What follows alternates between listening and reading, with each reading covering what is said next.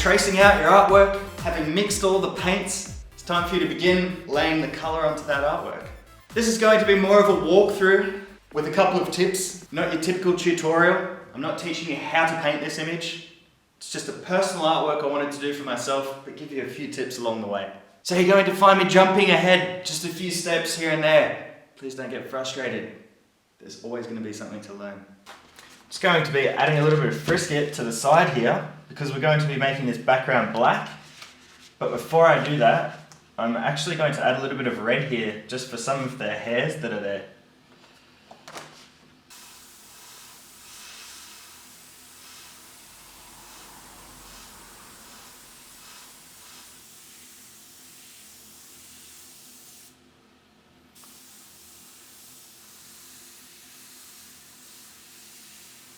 And now just cutting around the edges of the clothes there. I've laid down some frisket. Might be a little bit hard to see, but take my word for it, it's there. By adding red in this way beforehand, just means that I can put some frisket over the top, cut around it, and then I can spray in my black background. Once I peel away that frisket, you're going to see the red lines of the hair. Mate, that's exactly what I was doing. Clever, isn't it? Hey? Come on, let's have some fun. Just take note of exactly how fine these little hairs are that I'm actually cutting out of the frisket. You don't want them too thick, make sure they're super fine.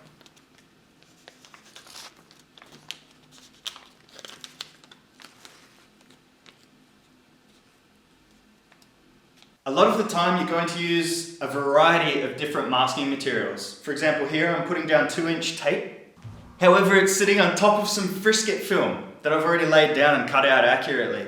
We don't have to cover the whole thing in frisket. It's actually a pretty expensive masking material, so I'll cover the first little couple of inches with frisket, cut it out where I need it, and then I'll lay masking tape or something around it and use my arm as the other shield.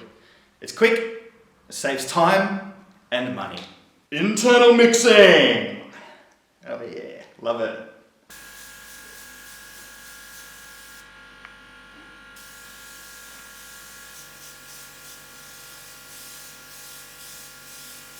Now this is the point where I'm just putting that black dark background in, exactly like I said, and once we peel up that frisket it's going to reveal those red hairs.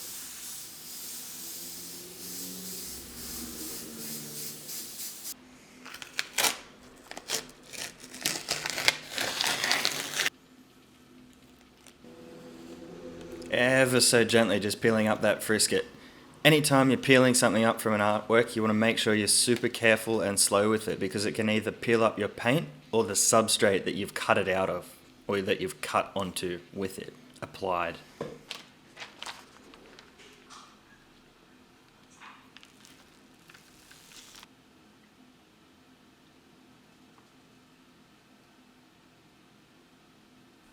Now I'm just backmasking the face and I'm going to start putting in the darkest colours in this section of the hair.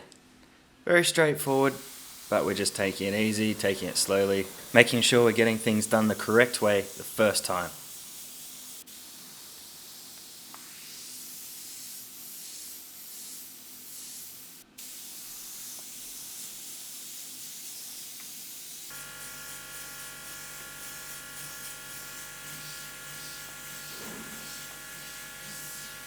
It's hard to believe, but the hair only really has 2 to 3 different colours.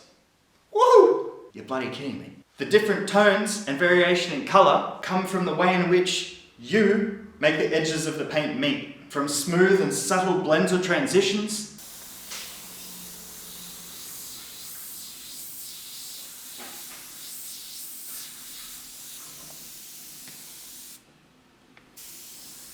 to sharp, contrasting edges.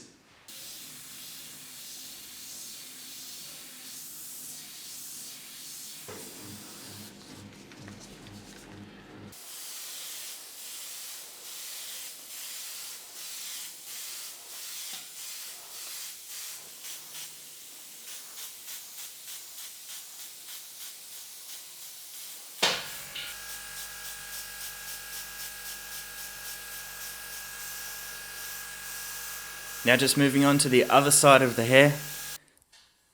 Again, we're just putting down the darkest colors first because we're going to be using transparent paints over the top. So it's important that we put down our darkest colors first.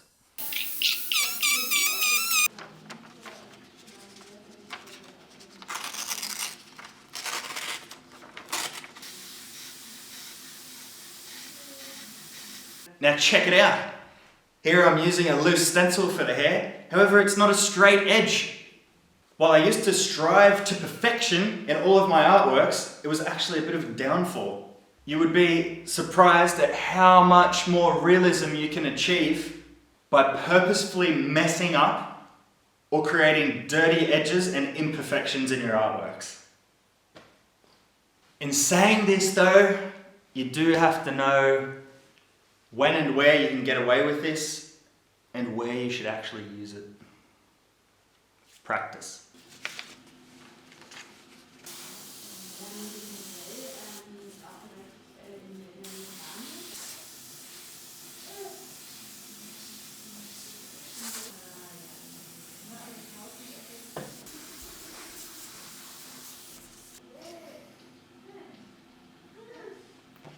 Damn, end of part 3. In part 4, after we've finished doing the hair, we're going to move on and start doing some of the skin tones. Actually, all of the skin tone. And I'll show you how to create some of that depth and dimension that you see to the facial features.